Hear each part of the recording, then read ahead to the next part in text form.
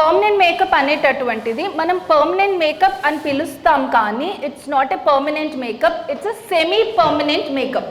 PMU అని మనం use చేస్తాం కదా, ఎస్పిఎంయు యాక్చువల్గా, బట్ కానీ మనం పర్మనెంట్ అనే వర్డ్కి ఎక్కువ ఇంట్రెస్ట్ చూపిస్తాం కాబట్టి. ఇప్పుడు ఫర్ ఎగ్జాంపుల్ హెయిర్ స్ట్రైట్నింగ్ చేసుకున్నా కూడా అది పర్మనెంట్ ఏమి ఉండదు, బట్ చేసిన హెయిర్ ఏదైతే ఉందో అది పర్మనెంట్గా ఉన్నా లోపల ఉన్నటువంటి హెయిర్ ఏదైతే ఉందో మళ్ళీ నార్మల్ వస్తుంది కదా, సేమ్ అదే విధంగా, అంటే అది ఎక్కువ కాలం ఏమి ఉండదు.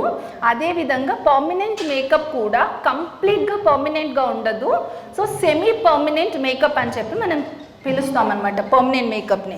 సో ఇది ఒక కాస్మెటిక్ ప్రొసీజర్ అని చెప్పచ్చు. It's a non invasive procedure. ఈ ప్రొసీజర్ ఏదైతే ఉందో అది అంత పెద్ద స్కిన్ని డ్యామేజ్ చేసేటటువంటి ప్రొసీజర్ కాదు, it's non invasive procedure. So ఈ ప్రొసీజర్లో ఏంటి అని అంటే this technique involves injecting pigments అంటే కలర్స్ అనమాట.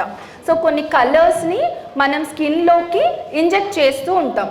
సో అలా ఇంజెక్ట్ చేసినప్పుడు అక్కడ మీకు ఏదైతే కలర్ ఇంజెక్ట్ చేస్తారో అది అక్కడ మీకు కనిపిస్తుంది. అది కూడా సూపర్ఫిషియల్ లేయర్లో, అంటే పైన పొరల్లో మాత్రమే చేస్తాం కాబట్టి ఇట్స్ నాన్ ఇన్వైసివ్. అంటే డీపర్ లేయర్లో మనం ఏదైనా వర్క్ చేస్తే దట్ ఈస్ ఇన్వైసివ్ ప్రొసీజర్. అంటే మన స్కిన్ని కట్ చేసి బ్లడ్ వచ్చేలా చేసి బాగా డీపర్ లేయర్లోకి చేసే ఏ ప్రొసీజర్ అయినా కూడా ఇట్స్ ఎ ఇన్వైసివ్ ప్రొసీజర్ అనమాట. సో నాన్ ఇన్వైసివ్ ప్రొసీజర్స్ అంటే